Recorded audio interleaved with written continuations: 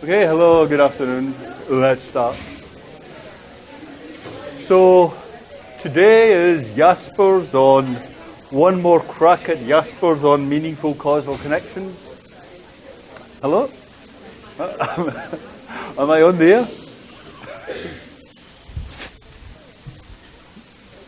Good afternoon, class. Okay, so today we're having one more crack at Jaspers on meaningful causal connections. And I want to take this fairly slowly and go over basically the same main points we had last time, because I hope I'm not alone in this. I find the article quite difficult, but extremely rewarding. And if at the moment you're finding it difficult but not rewarding, then I hope we can make it a bit more rewarding in the next half an hour. On Russell, on Friday, we'll move on to that very short paper by Russell called Analogy in the Jaspers collection. Okay, that's the plan. So let's start out by looking at this idea that there's such a thing as imaginative understanding of causation. I was trying to think about the best way to explain this idea, and the two things we need are really a convincing example and a schematic diagram. So the picture is you have in someone's mind one psychological state, one psychic state, as Jaspers calls it, causing another, right? So you can be watching your friend falling in love, and you can see that what is happening, that at first she feels sorry for someone engages her pity, and then that eventually causes love. That can happen, right? We've all been there. We all started out feeling sorry for someone, and eventually. So I was thinking that we need a kind of real-life, everyday example. The idea is that this is vivid to your imaginative understanding. When you're watching your friend, you can see that this is what is happening. The one state is giving rise to another. So let me see if this will work. I thought we need a real-life example of this, just to make it vivid.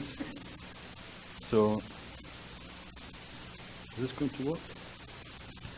Oh, this is not going to work.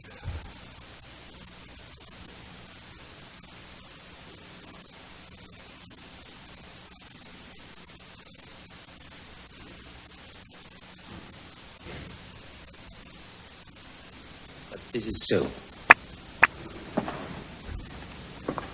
Okay. This is the father whose daughter has fallen in love with someone he thinks is completely unsuitable.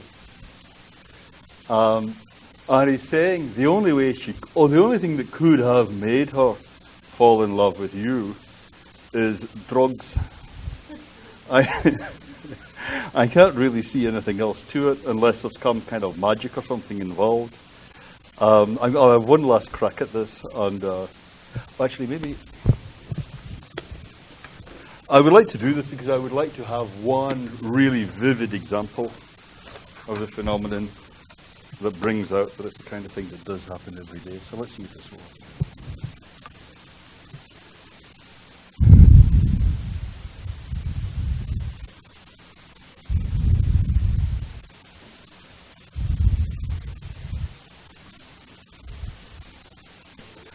Okay, the rest brings up a number of complex issues which we can't deal with here. But you see,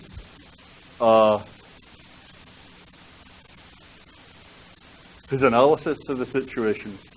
She loved me for the dangers I had passed, and I loved her that she did pity them.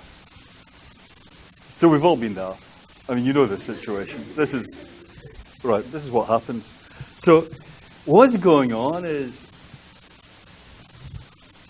he has an imaginative understanding of why she's falling in love with him. It's not the drugs. It's that her pity for him is giving rise to the love. And actually, in this thing, there's another wrinkle to the analysis, because we can see that this is what is happening. He has that imaginative understanding. And it's because he has the imaginative understanding that he is falling in love himself. And that is all briefly summed up in those two lines. She loved me for the dangers I had passed, and I loved her that she did pity them. Okay, so that's imaginative understanding as described by Jaspers. We sink ourselves into the psychic situation and understand genetically by empathy how one psychic event emerges from another. That's just what he's describing there. Yeah. And then Jaspers goes on. Thus we understand psychic reactions to experience. We understand the development of passion, the growth of an error, the content of delusion and dream. You understand how these things unfold in someone's mind. You understand the effects of suggestion and abnormal personality in its own context, or the inner necessities of someone's life, how the way someone is psychologically set up at one time forces them to be in a particular psychological state later. And finally, we understand how the patient sees himself and how this mode of understanding becomes a factor in his psychic development. Your own reflection in the situation, as with Othello, is itself a factor in the ongoing generation of the psychological life. So I wanted to have a positive example because in philosophy we tend to focus on pain, fear, anger, and so on. So I had originally been going to talk about fear giving rise to anger, but this seemed that one seemed a bit more hopeful. But of course, what I was saying last time was that our understanding of this kind of thing, it really matters in just an everyday context, but it really matters in law courts. It really matters in a million ways every day. That what kind of sentence is passed on someone can depend on which motive you imaginatively understand them as acting for. Jaspers says, psychic events emerge out of one another in a way which we understand. Attacked people become angry and spring to the defense. Cheated persons grow suspicious. The way in which such an emergence takes place is understood by us. You empathetically understand the genesis of one event from another. Now, I think that's so important because it's a dimension of imagination that's completely missed out from Nagel's and Jackson's arguments. When Nagel is talking about what's difficult to get in your understanding of the bat, he's not really emphasizing the idea that you don't know what's causing what in the bat's mind. The idea is rather you just can't get the static picture of what's going on in the bat's head at all. And with Jackson and Mary, Jackson really doesn't think that Mary is missing an imaginative understanding of the causes of anything. And when you think of the mind like that, when you think of the mind as not something causal, if you don't grasp what Jaspers grasps so powerfully, that empathy is a matter of seeing how one psychological event emerges from another, you're really open to epiphenomenalism. Epiphenomenalism being the idea that mental states don't make any difference to what happens.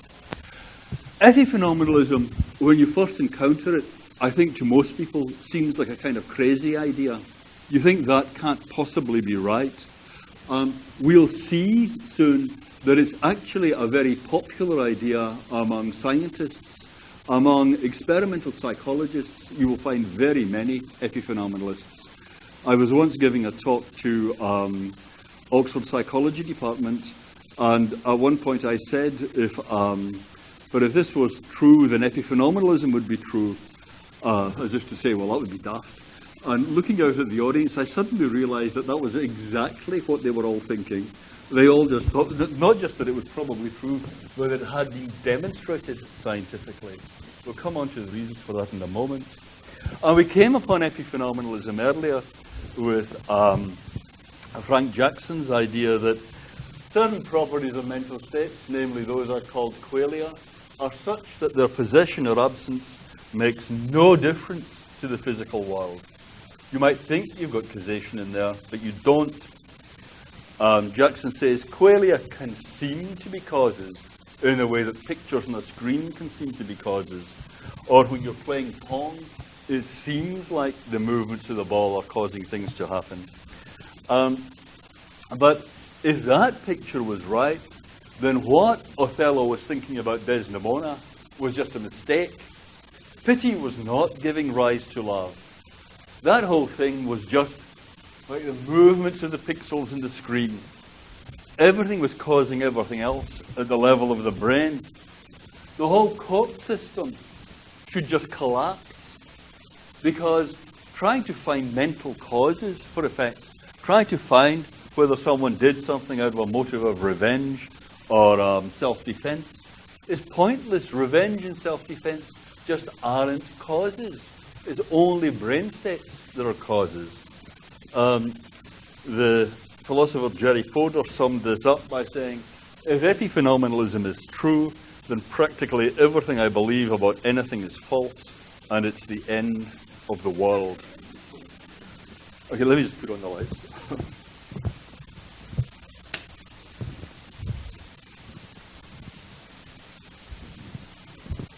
Any questions about plain as day? You see what Jaspers is saying and why it's in contradiction to epiphenomenalism? Put up your hand if you see what Jaspers is saying and that it contradicts epiphenomenalism. 2? 3? Okay. Put up your hand if you see what Jaspers is saying when he says, we think ourselves into the psychic situation and understand genetically by empathy how one psychic event emerges from another. That's okay. Yes, good. Yeah. Yeah, what I think it means is, this is an interpretation I'm giving. What I think it means is the kind of thing Othello does when he thinks he sees what's going on in Desdemona's mind and sees how pity is giving rise to love. Yeah. He's understanding genetically how one thing across time. So genetic here does not have anything to do with genes, right? It has to do with, well, the origins of something, where it comes from. Yeah. And you're seeing that the one psychological state is coming from another, is being brought about by another. Yeah?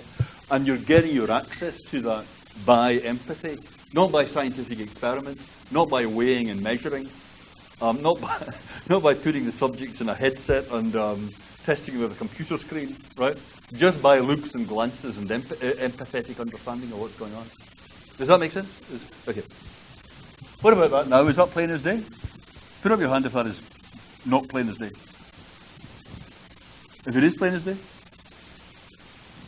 Okay. Well, that's the majority. Okay. Any other questions about this? Questions about this? Yes? Good. So by using the word genetic, is that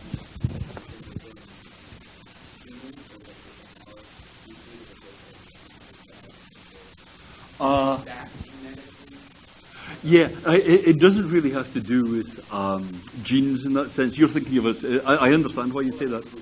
Yeah, I don't think it means that. I think it means more like when you talk about the genesis of an idea, or where something came from. Isn't that right?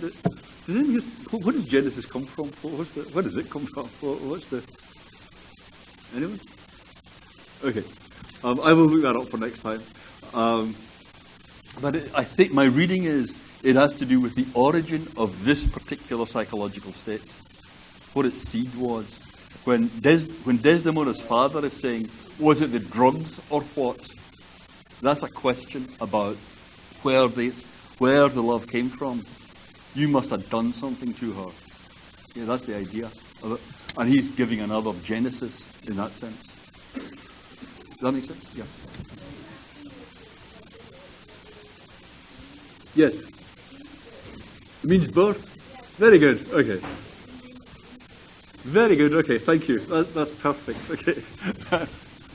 Well, I couldn't have caught it better, right? Okay, that's the birth of the love, where it came from. Yeah.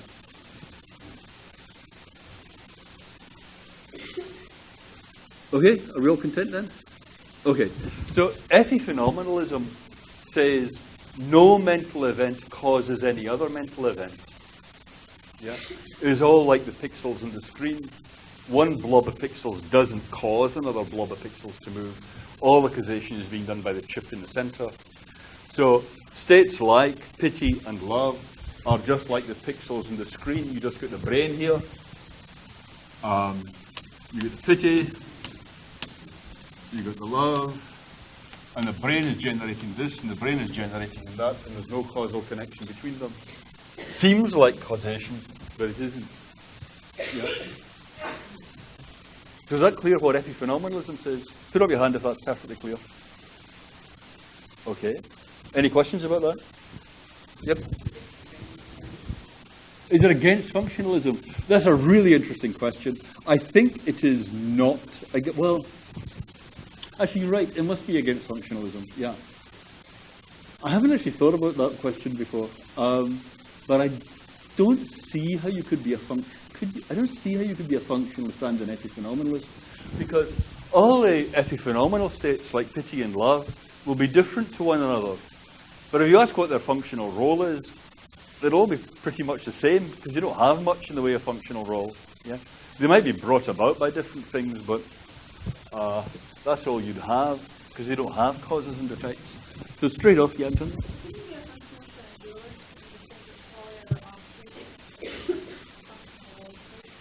There are offshoots of different functional role states.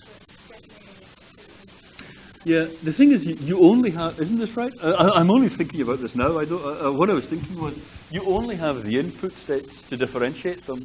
And so it's not like you can point to this complex web of interactions with other states that we'd usually think pity and love would have. Yeah? You just have different states down here give rise to this and this. And so you wouldn't have nearly as rich a way of individuating these states as we'd usually think. So does that make sense? But you're saying you still have enough down here to differentiate the states. Yeah. It's a good question. I need to think more about that. But you see how far I got right now in thinking about it. That makes sense. Okay. Yeah.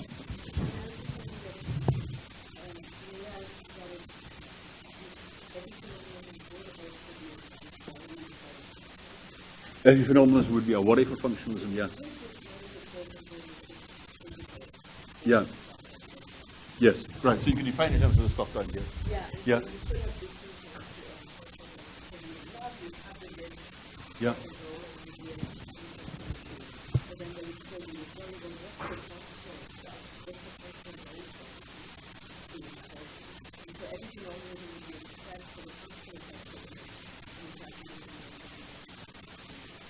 Yeah, well, that's right. I see what you're saying. You mean, I think I see what you're saying.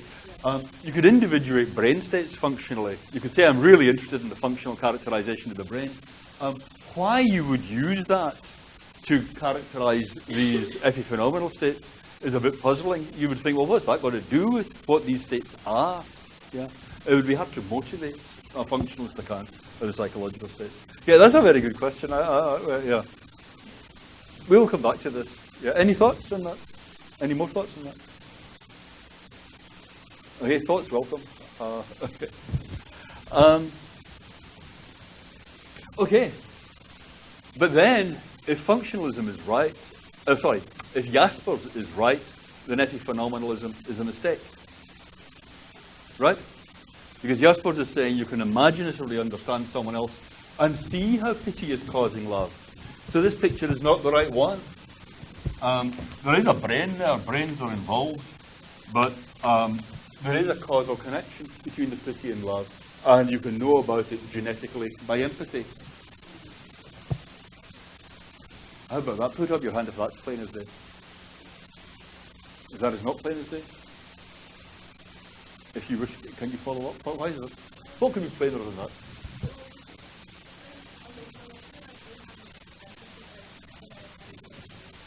Yeah.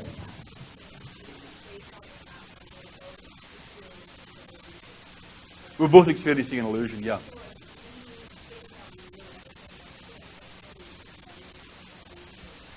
Yeah, you mean there is, we think there's causation there, but there is no causation.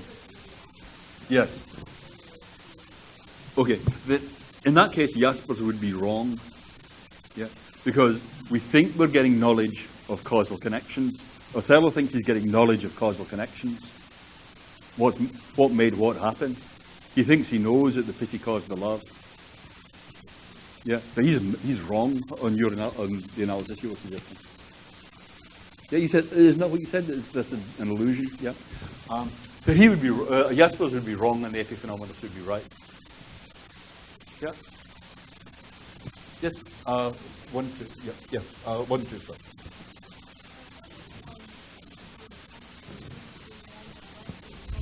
Very good. If the pity is just the same thing as the brain state. Yep.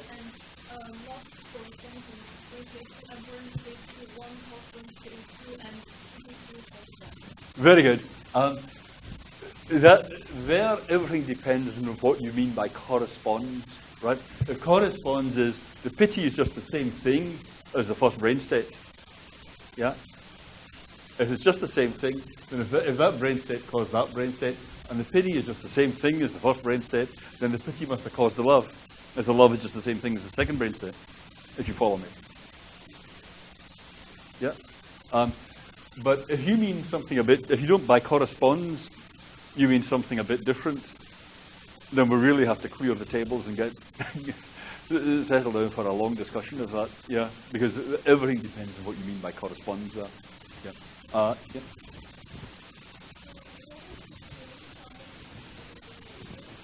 Uh-huh.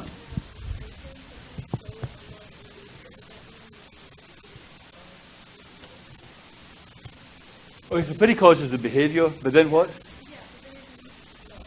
But then the behavior leads to love. Yeah, that could be. Why not? Yeah, yeah. I guess you could still understand that genetically by empathy in Jasper's sense, couldn't you? I mean, you could say, well, I can see how, thinking of it from her point of view, I can see how she felt that pity.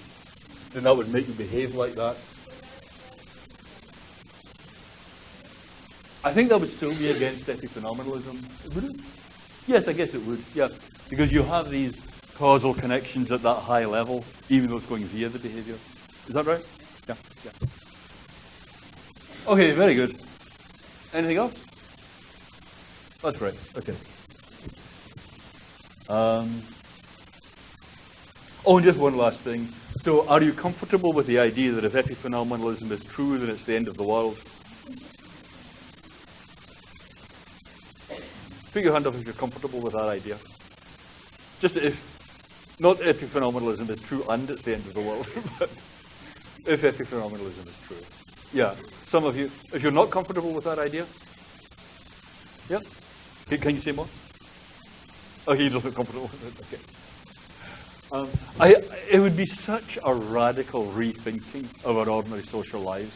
Othello would be devastated, right? Desdemona would be devastated. Yep.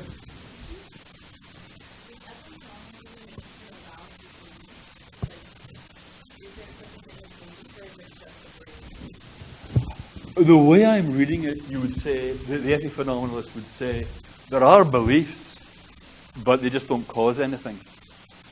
Yeah. It's only the underlying brain states that cause things.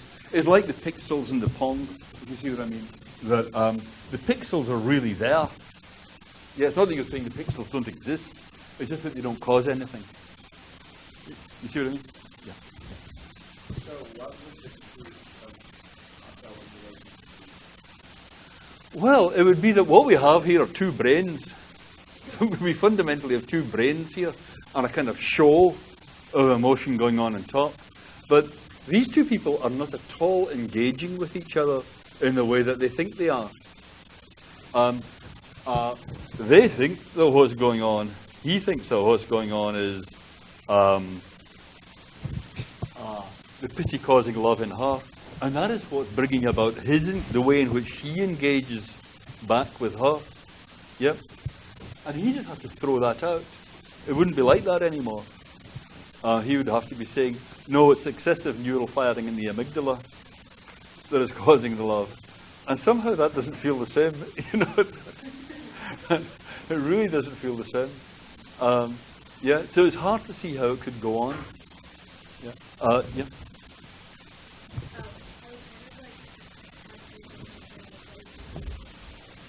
What would a fellow think in that situation? Yeah, I think it would be pretty bleak, don't you? I mean, we should look soon at the Churchlands, who are a husband and wife philosopher couple, who both really believe that all the causal activity is at the brain level. Actually, let's do that next time. Maybe the time after next. And it's very hard to... They do their best. They do what you can to work with an ordinary social life, solely in terms of the brain. But it's not easy, and it's not very convincing. Yeah.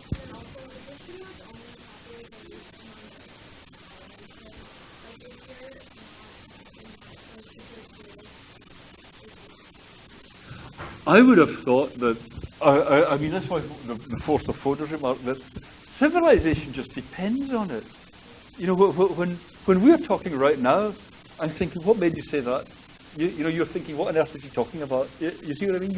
Just all the time in ordinary social life, we are trying to figure out what's making someone do something. Othello's case is kind of dramatic, but I hope it's completely recognizable. That's what we do all the time. Why did he do that? What was he thinking? That kind of thing. Yeah. So I don't think anybody believes it in practice. I don't even think the psychologists who officially have that view believe it in practice. You stand on their toe, they want to know what was going on, why you did that. And talking about your brain is not the answer they want. Yeah. Okay, good. Yeah.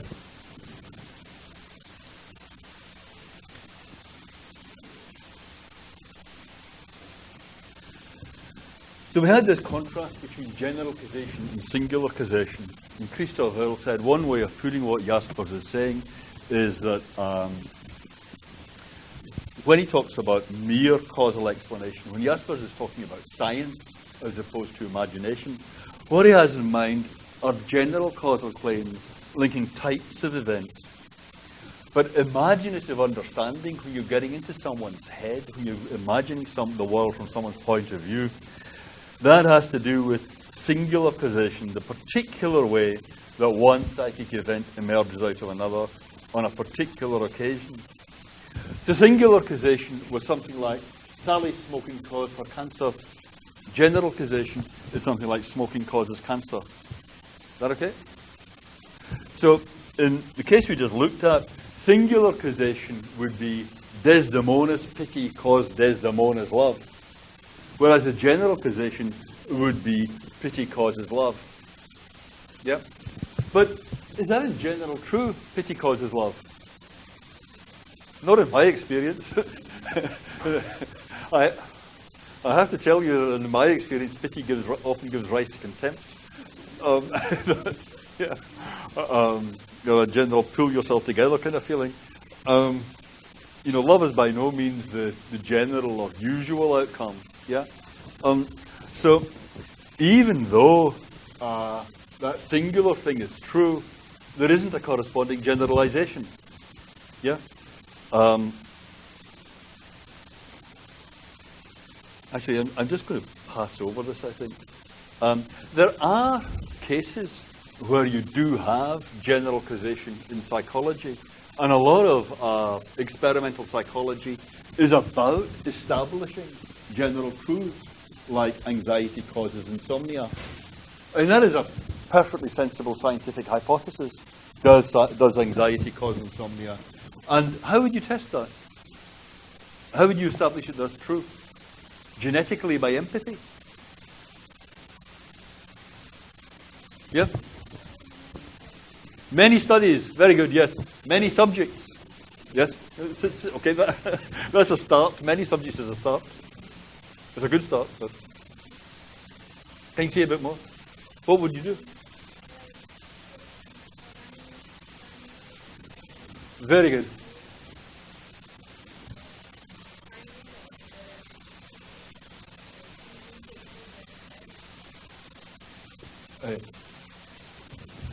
That's really good. Yeah.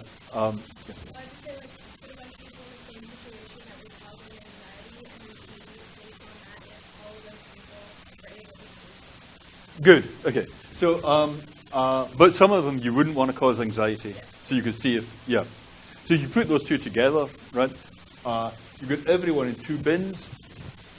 Yeah. You get your lots of subjects, and you're randomizing, as you say, and then you make some of them anxious. You show them, I don't know, scary movies, or invite them to imagine that their children are all gone, or whatever you like. Yeah. Whatever's going to make you anxious, right? Whatever's really going to razz you up, and see how well they get on with the sleeping. Yeah. And if you got the not anxious here who played soothing music, and you look at their sleep outcome, if you've randomized, then you know that any systemic difference between the level of sleep in the two groups can only be the result of whether they're anxious or not. Yeah, that's science. That's what they do in science. Yeah, that is my working definition of science. I would cheerfully defend that at much greater length. That's what science is when you do that kind of stuff. You find out what causes what in that kind of way. Yep.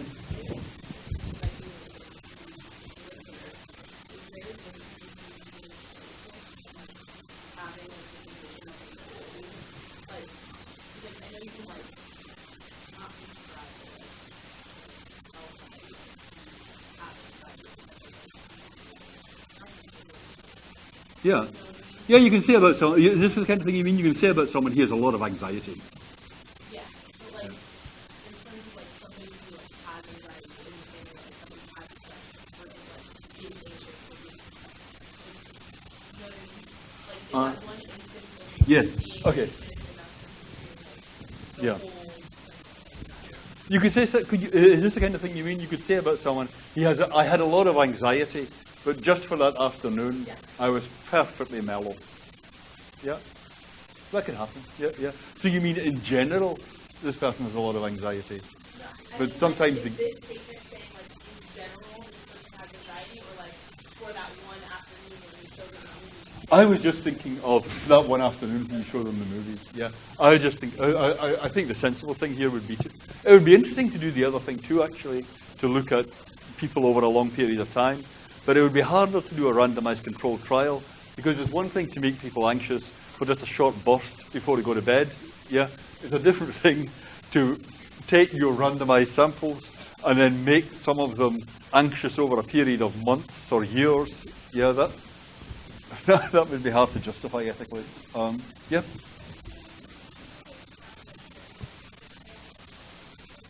Yes. You could take people who have the thing already, but then you would hit the problem that if X there is generalized anxiety disorder and Y is insomnia, yeah, you might find that they are correlated, but it might be that what makes them both happen is an excess of some chemical in your brain, yeah, not that the anxiety is causing the insomnia, yeah. So that's why you want a randomized control trial, yeah, because in the trial you randomize all those background factors. You know there's no Z there, yeah, because you randomized, yeah. Okay, that is important. People usually find that pretty commonsensical, but it is really important, that question. Okay. Okay. So if we have as our general position pity causes love, Desdemona's pity caused her love, the singular causation Desdemona's pity caused Desdemona's love, what I was saying last time, I hope this analogy makes sense right now. You remember that example of the mishap at the Reichenbach Falls? Well, what happens is that Watson randomly pushes a boulder and it bounces down and kills Holmes. Yeah? Then that's kind of like this case, because it's not true in general that random rock pushings kill famous detectives. You see what I mean? We can tell. It hardly seems worth doing the studies, but I promise you, random rock pushings in general don't kill famous detectives. Yeah. Yeah.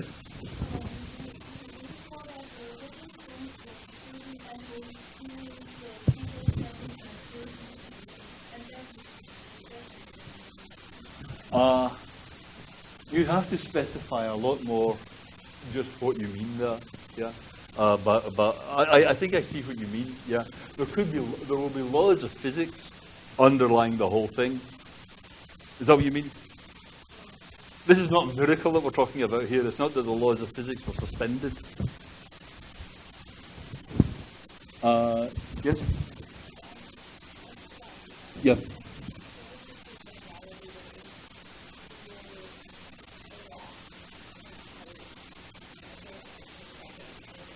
Yes. Yes. You might indeed argue in that way that there really are generalizations. This comes back to the discussion we had a couple of sessions ago. You really might argue that there are true general laws underlying the whole thing here. All I'd say is it's not going to be at all trivial to dig them out and find what they are. Yeah.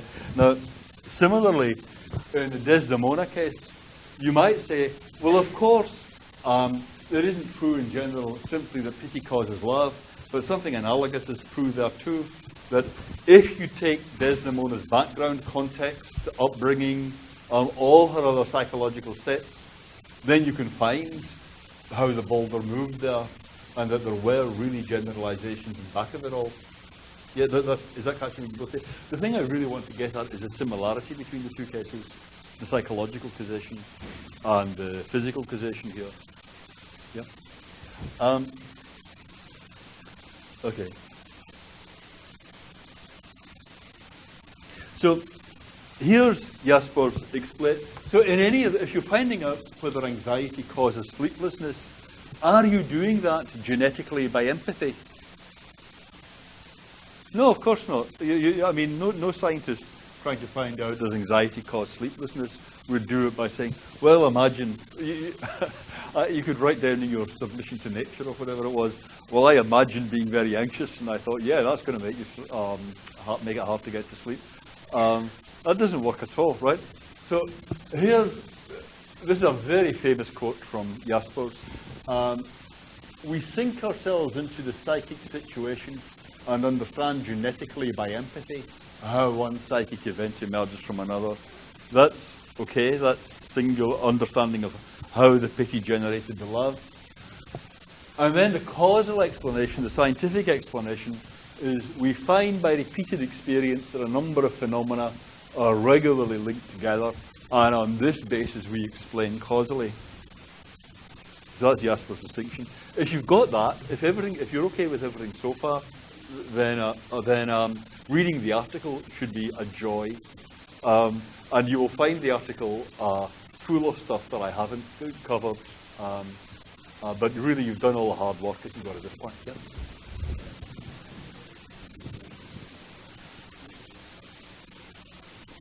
You ask for people for self-reports. Absolutely, yeah.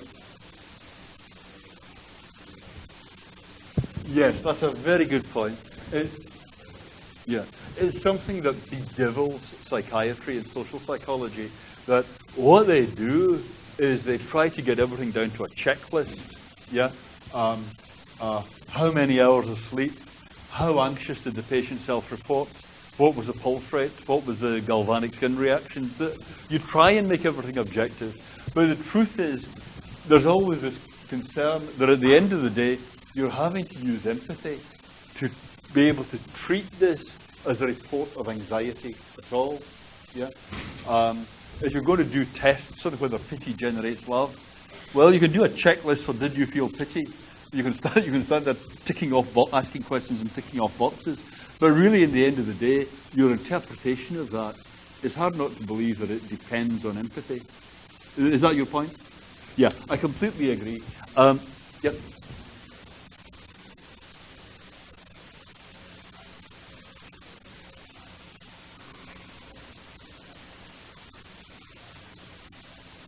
That's correct. Yeah, you're trying to translate the objective measures into something that you understand empathetically. Yeah, that is just correct.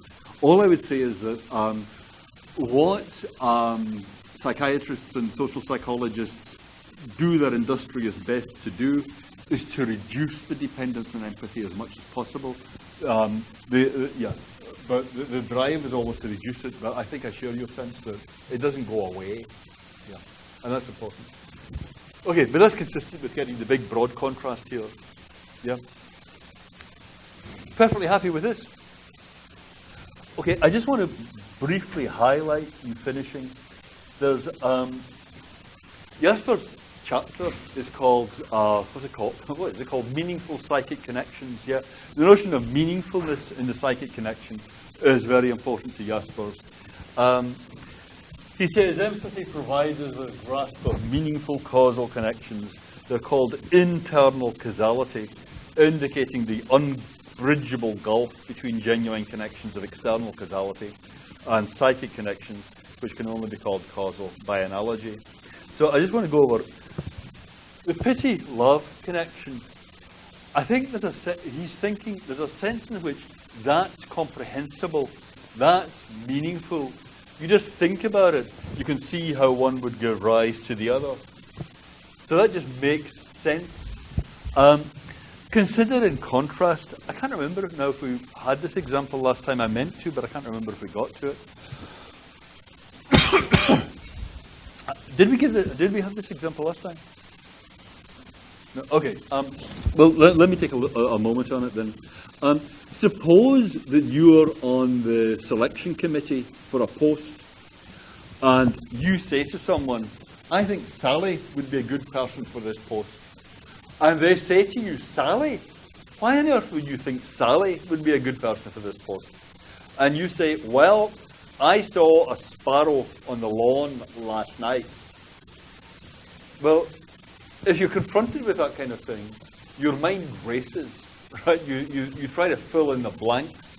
You have some magical beliefs about sparrows. You thought it was an omen. You thought the sparrow was Sally. You see what I mean? But if you don't fill that in, if you say, no, that was it, then it's kind of like a spooky action at a distance. How did you get from there to there? How do you get from the thing about the sparrow to the thing about Sally?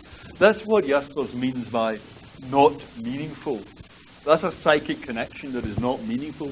I mean, there's no reason that shouldn't happen. Yeah, I mean, why not? Anything can cause anything.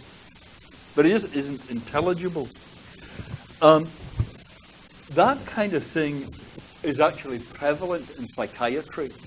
A patient who says, I saw the scales in my arms, and that caused me to believe a lizard had taken over my body. And you think, wait, how did you get from there to there? Can we go over that? And Jasper says those kind of connections are ununderstandable. A patient with delusions, you can't get inside their head. You can't see why they're thinking what they're doing. I saw him rub his chin. I knew that meant that he thought I needed a shave.